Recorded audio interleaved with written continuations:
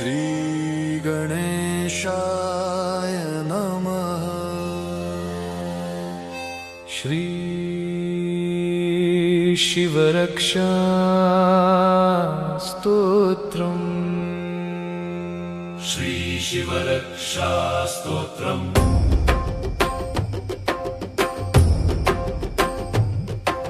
चरितं देवदेवस्य महादेवस्य पावनम् अपारं परमोदारं चतुर्वर्गस्य साधनम्। गौरीविनायकोपेतं पञ्चवक्त्रं त्रिनेत्रकम् शिवं ध्यात्वा दशभुजं शिवरक्षां पठेन्नरः। गंगाधरः शिरः पातु भालं अर्धेन्दुशेखरः। नयने मदनध्वंसी कर्णौ सर्पविभूषणः। घ्राणं पातु पुराराति मुखं पातु जगत्पतिः। जिह्वां वागीश्वरः पातु कन्धरांशितिकन्धरः। श्रीकण्ठः पातु मे कण्ठं स्कन्धौ विश्वधुरन्धरः। भुजौ भूभारसंहर्ता करौ पातु पिनाकधृक्। हृदयं शङ्करः पातु जठरं गिरिजापतिः।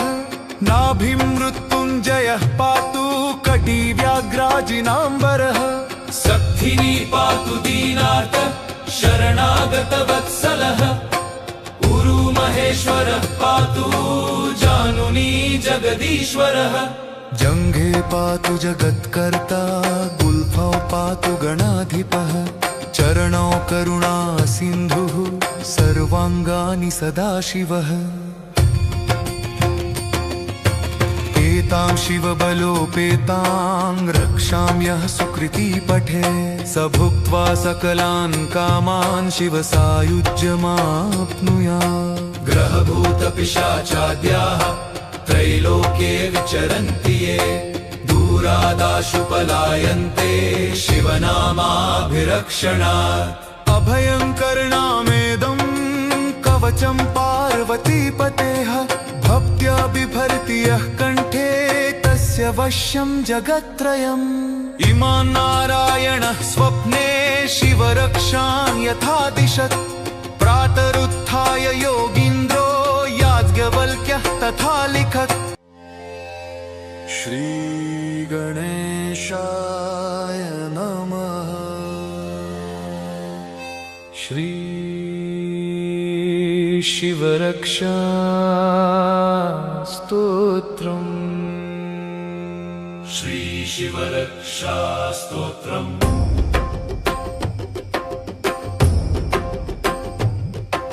चरितं देवदेवस्य महादेवस्य पावनम् अपारं परमोदारं चतुर्वर्गस्य साधनम्।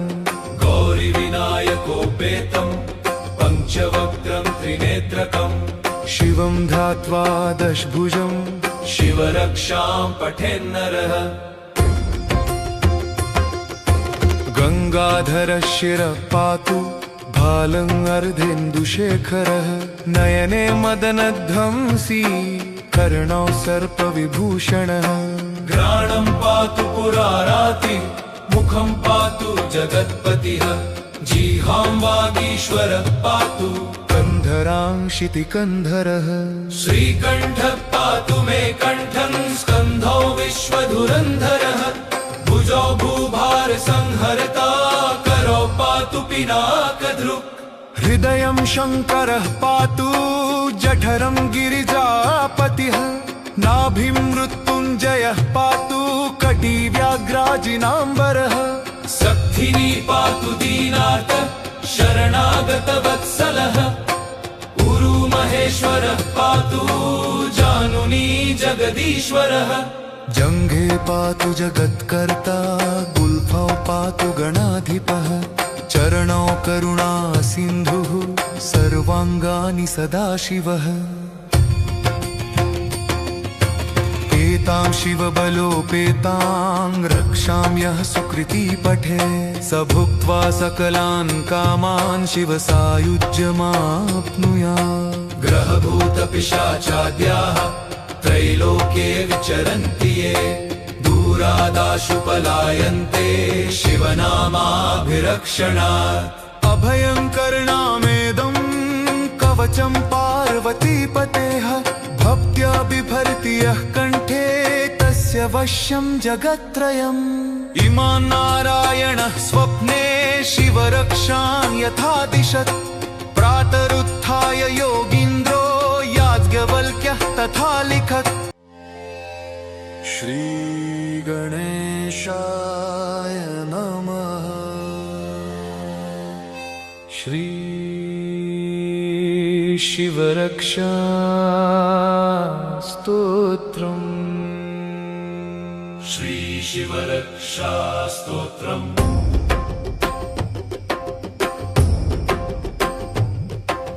चरितं देवदेवस्य महादेवस्य पावनम् अपारं परमोदारं चतुर्वर्गस्य साधनम् गौरीविनायकोपेतम् पञ्चवक्त्रं त्रिनेत्रकम् शिवं ध्यात्वा दशभुजं शिवरक्षां पठेन्नरः गङ्गाधरः शिरः पातु भालं अर्धेन्दुशेखरः नयने मदनध्वंसी कर्णौ सर्पविभूषणः घ्राणं पातु पुराराति मुखं पातु जगत्पतिः जिह्वां वागीश्वरः पातु कन्धरांशितिकन्धरः श्रीकण्ठः पातु मे कण्ठं स्कन्धौ विश्वधुरन्धरः भुजौ भूभारसंहर्ता करौ पातु पिनाकधृक् हृदयं शङ्करः पातु जठरं गिरिजापतिः नाभिं मृत्युञ्जयः पातु कटिव्याघ्राजिनाम्बरः सक्थिनी पातु दीनार्त शरणागतवत्सलः उरु महेश्वरः पातु जानुनी जगदीश्वरः जङ्घे पातु जगत्कर्ता गुल्फौ पातु गणाधिपः चरणौ करुणा सिन्धुः सर्वाङ्गानि सदाशिवः एतां शिवबलोपेतां रक्षां यः सुकृती पठे स भुक्त्वा सकलान् कामान् शिवसायुज्यमाप्नुयात् ग्रहभूतपिशाचाद्याः त्रैलोके विचरन्ति ये दूरादाशु पलायन्ते शिवनामाभिरक्षणात् अभयं करुणामेदं कवचं पार्वतीपतेः भक्त्या बिभर्ति यः कण्ठे तस्य वश्यं जगत्त्रयम् इमान् नारायणः स्वप्ने शिवरक्षां यथा दिशत् प्रातरुत्थाय योगीन्द्रो याज्ञवल्क्यः तथा लिखत्। श्रीगणेशाय नमः। श्री शिवरक्षा स्तोत्रम्। श्री शिवरक्षा स्तोत्रम्।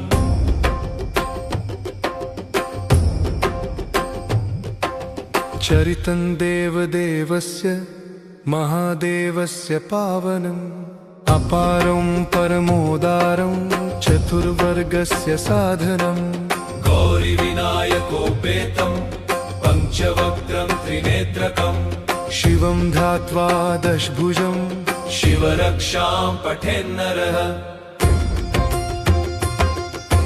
गङ्गाधरः शिरः पातु भालं अर्धेन्दुशेखरः नयने मदनध्वंसी कर्णौ सर्पविभूषणः घ्राणं पातु पुराराति मुखं पातु जगत्पतिः जिह्वां वागीश्वरः पातु कन्धरांशितिकन्धरः श्रीकण्ठः पातु मे कण्ठं स्कन्धौ विश्वधुरन्धरः भुजौ भूभारसंहर्ता करौ पातु पिनाकधृक् हृदयं शङ्करः पातु जठरं गिरिजापतिः नाभिं मृत्युञ्जयः पातु कटिव्याघ्राजिनाम्बरः सक्थिनी पातु दीनार्त शरणागतवत्सलः उरु महेश्वरः पातु जानुनी जगदीश्वरः जङ्घे पातु जगत्कर्ता गुल्फौ पातु गणाधिपः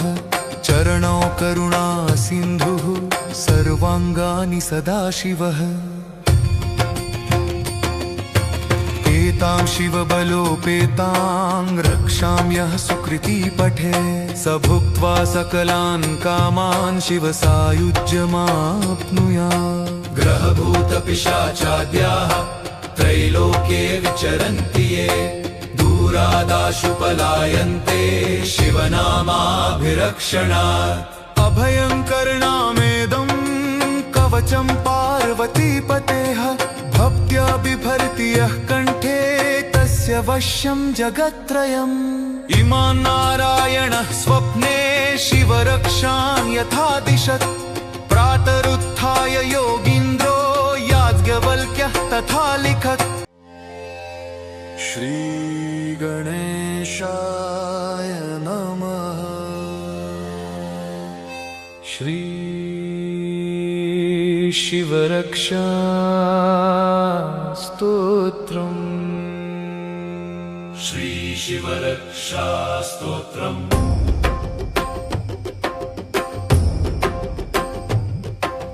चरितं देवदेवस्य महादेवस्य पावनम् अपारं परमोदारं चतुर्वर्गस्य साधनम् गौरीविनायकोपेतम् पञ्चवक्त्रं त्रिनेत्रकम् शिवं ध्यात्वा दशभुजं शिवरक्षां पठेन्नरः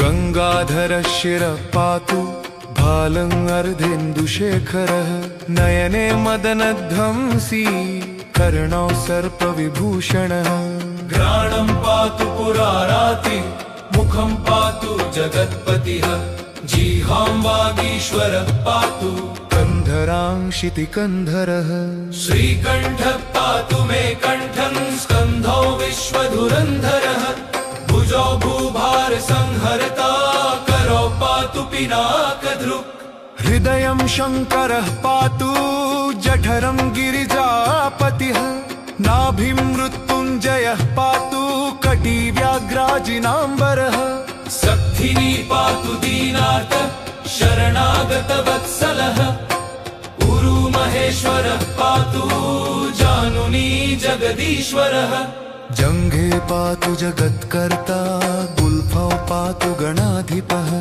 चरणौ करुणा सिन्धुः सर्वाङ्गानि सदाशिवः